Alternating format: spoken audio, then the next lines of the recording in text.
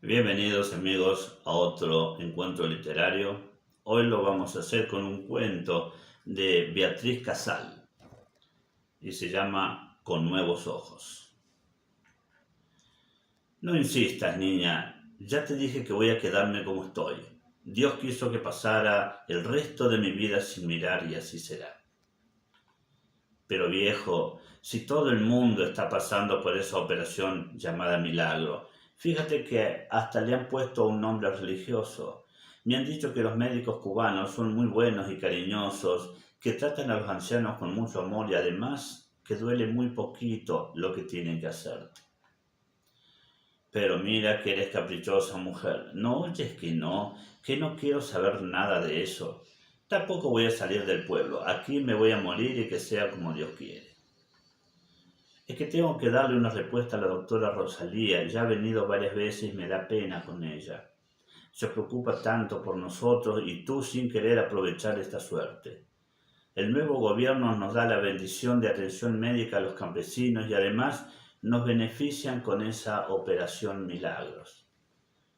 Facundo se quedó en silencio cuando yo mencioné la palabra gobierno. Se levantó de la silla y caminó con dificultades hasta el cuarto, cerrando la cortina tras él. No quería que fuese a decir el nombre del presidente y tener que mandarla a callar. La mujer quedó parada en la habitación que servía de cocina y comedor y moviendo la cabeza con preocupación volvió a sus quehaceres. Facundo Izquierdo estaba viviendo con su hija en aquel monte, a muchos kilómetros de la ciudad. Cuando fracasó la operación y desertó del ejército, fue a esconderse en aquel rincón del país. Con los años se había quedado casi ciego, como producto de su padecimiento de cataratas. Cuando llegó al pueblo y su hija lo vio, quedó muy sorprendida del cambio que había dado su padre. Hacía muchísimos años que no sabía de él, desde que se marchó de la casa dejándola sola a ella y a su madre. Luego Julia, la madre, murió y ella se quedó sola envejeciendo, sin hijos y sin marido. El viejo, como le decía su madre a Facundo, no dio muchas explicaciones cuando llegó de repente y ella, Francisca, era igualita que su madre, una mujer muy noble y sacrificada. Por eso aceptó a su padre de vuelta y lo cuidaba con esmero en aquella casa pobre en la que se había criado con infinidad de trabajos. Ella había tenido que trabajar cocinándoles a algunos trabajadores del campo, los cuales le pagaban poco, pero le permitía sobrevivir. Ya hacía 2 meses que habían comenzado por aquella zona las pesquisas para conocer las personas con dolencias de la vista. La médica cubana que laboraba hacía 14 meses en el territorio les había visitado varias veces, pues Francisca le comentó del padecimiento de su padre. Cuando Facundo se enteró de que su hija le había dicho a la doctora que podía ponerlo en la lista para la operación, formó una discusión tremenda y desde ese entonces cada vez que tocaban esa cuestión se enfrascaban en un tremendo debate. Y siempre las cosas terminaban igual. Facundo para el cuarto y Francisca sus quehaceres, sin lograr nada. El anciano recostado en su camastro con los ojos abiertos y fijos no lograba divisar ni las maderas ni las tejas que cubrían el techo de aquella humilde y deteriorada vivienda. Sus ojos estaban abiertos, pero no a la existencia que los rodeaba, sino al pasado. Un pasado que lo atormentaba hacía muchos años y que no lograba eliminar de su conciencia, de su pensamiento. Imágenes que pasaban una tras otra por su cerebro y que casi no lo dejaban dormir, ni descansar, ni vivir. Muchas veces resonaban en sus oídos aquellos gritos, aquellas órdenes: para acá traen al hombre apresado, luego se lo llevarán lejos, hay que hacerlo desaparecer. Eran voces que venían de la jefatura y que él las estaba oyendo. Él era uno de los soldados del golpe de Estado. Él era uno más de los que estaban en contra de cualquier gobierno popular. Sus jefes le habían dicho que aquello sería comunismo y él debía luchar contra aquellos que no creían en Dios. Le habían dicho que el comunismo era algo monstruoso por su carácter antirreligioso. También sabía de ¿Qué hombre se trataba? Hablaban del comandante, del presidente. Desde las altas esferas militares había descendido la noticia hasta ellos, los que serían responsables de la custodia del hombre. Así se le decía, era mejor que mencionar su nombre. Aquella madrugada no durmió, se sentía nervioso, pero también orgulloso de estar dentro del grupo de los escogidos para tan honrosa misión. A las 4 de la mañana llegaron con la carga. Se bajaron unos cuantos militares de una furgoneta, custodiando al apresado, y enseguida lo metieron bien adentro de aquellas paredes carcelarias. Lo que más recordaba a Facundo y que no lo dejaba dormir apenas fue aquella mirada. Sí, porque el hombre había pasado a su lado y a pesar de que lo custodiaban por delante, por detrás y por todos los lados, en aquel preciso momento giró su cabeza hacia la derecha y lo miró. Aquella mirada del hombre fue a parar directamente a sus ojos. Sí, en aquel momento Facundo veía bien. La catarata todavía no había hecho estragos en sus pupilas. Por eso pudo observar que el comandante tenía una mirada relajada y firme. Nunca había podido verlo en persona hasta ese momento y siempre que lo observaba en la televisión lo hacía imbuido de todos los calificativos nefastos que le inculcaban sus superiores. Pero aquella mirada no parecía ser de un hombre como el que le habían descrito, incrédulo y guerrerista.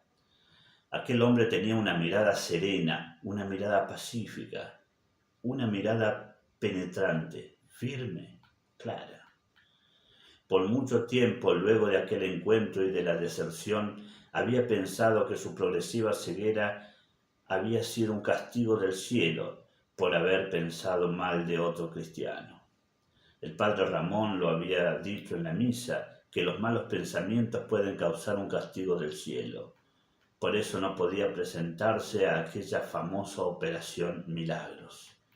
En primer lugar, tenía miedo, temía que lo reconocieran a pesar del tiempo que había transcurrido y de la estratagema que usó para escapar del ejército.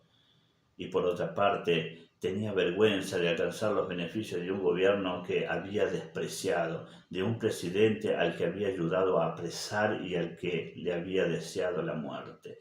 No, él no podía permitir que supieran la verdad. Pasaron algunos días y una tarde Facundo estaba sentado en la banqueta que siempre ponía en el portón de la entrada. Siempre iba ahí a esa hora, porque ya nadie pasaba, ya nadie venía a visitar a su hija. Tan ensimismado estaba en sus pensamientos, mirando sin ver sus manos arrugadas y huesudas, que no sintió cuando la mujer alta, delgada y de piel oscura llegó a su lado. Casi saltó de la banqueta cuando divisó apenas su bata blanca y su bolso en un brazo. Sabía que era ella, la doctora cubana.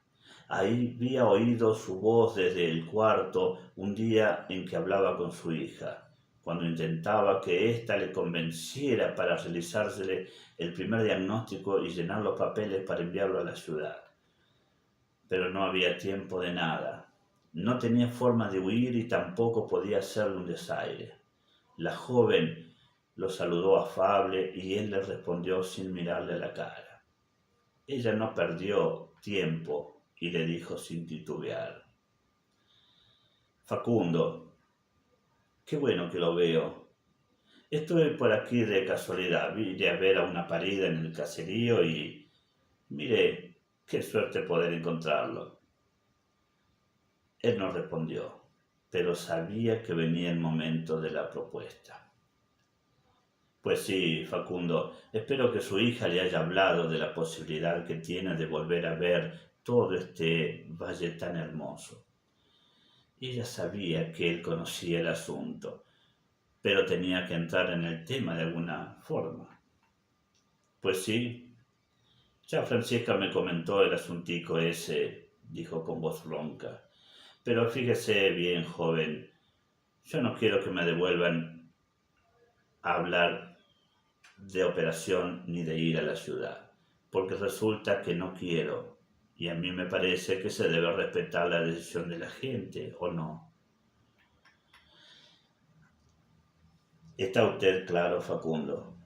No le vamos a obligar a nada, le dijo la doctora con respeto. Es que teníamos la idea de que comprendería lo importante que sería curarse y luego aprender a leer y escribir con la campaña Yo sí puedo. Facundo se levantó de un salto y muy indignado le dijo a la doctora: óigame bien lo que le voy a decir. Yo sé leer y escribir. Yo no soy un ignorante, así que no se equivoque. Y con torpeza recogió su banqueta y partió rumbo a la casa, dejando a la doctora intrigada. Rosalía vio venir el transporte de la misión médica y se disponía a marcharse, cuando de entre unos arbustos salió un hombre que la detuvo. Doctora, espere un momento, quiero decirle algo. Rosalía le pidió al chofer que la esperara un momento y se acercó al hombre, mirándolo con atención. Por su expresión parecía que tenía algo importante que decirle. ¿Sabe usted quién es ese hombre?, le dijo el desconocido señalando a Facundo, que ya había entrado en su casa y cerrado la puerta detrás de él. Pues sí, es Facundo Izquierdo, el padre de Francisca. Viven en esa casa, dijo Rosalía, sabiendo que no era eso lo que preguntaba el individuo. Doctora, yo sé por qué ese hombre no quiere recibir los beneficios de nuestro gobierno. La miró y bajando la cabeza le dijo: ese hombre fue uno de nuestros enemigos. Ese fue un militar traidor al presidente. Él piensa que nadie en esta zona lo sabe, pero yo sí lo conozco bien. ¿Usted quiere decir que Facundo es desertor del ejército y por eso no quiere ser operado para no verse descubierto? Sí, pero además ese hombre fue uno de los del golpe de Estado. Ese hombre es un traidor y un día, cuando Dios me dé valor, con mis propias manos lo ejecutaré. Por favor, yo le ruego que se mantenga tranquilo. Yo informaré de este caso y estoy segura de que se hará lo que sea preciso. Pero no tome la ley por sus manos. No debe hacerlo. ¿Me comprende? Si supiera, solo el temor de Dios me ha detenido. Pero ahora confío en usted. Sé que habrá justicia. Era viernes y la doctora Rosalía estaba en la dirección, frente al jefe de la brigada médica. Debía dar el parte de los casos que habían sido captados para ser operados. El doctor Julio Quevedo leyó la lista, enseguida le señaló por qué Facundo Izquierdo no estaba entre los que se enviarían si se había indicado su turno hacía un mes. La doctora Rosalía le abordó el asunto. De este caso quería hablarte, Julio. Resulta que durante todo este tiempo no hubo forma de convencer a ese anciano de que tenía la posibilidad de curarse. Ni su hija Francisca ni yo habíamos podido convencerlo. Y ayer conocí las razones para esa negativa. Rosalía le contó a Julio la historia y ambos decidieron comunicar la situación a la Dirección de Salud y esta a su vez envía un comunicado al gobierno. La noticia llega al despacho del presidente y el propio jefe de despacho le informa al comandante el caso Facundo. El presidente se queda muy serio y pensativo cuando escucha el relato completo. No hace comentarios y le ordena dejar el informe encima del buró de su despacho. El jeep militar se detiene en la carretera. Son apenas 3 hombres. Caminan por la entrada que los dirige a la casa de Facundo Izquierdo.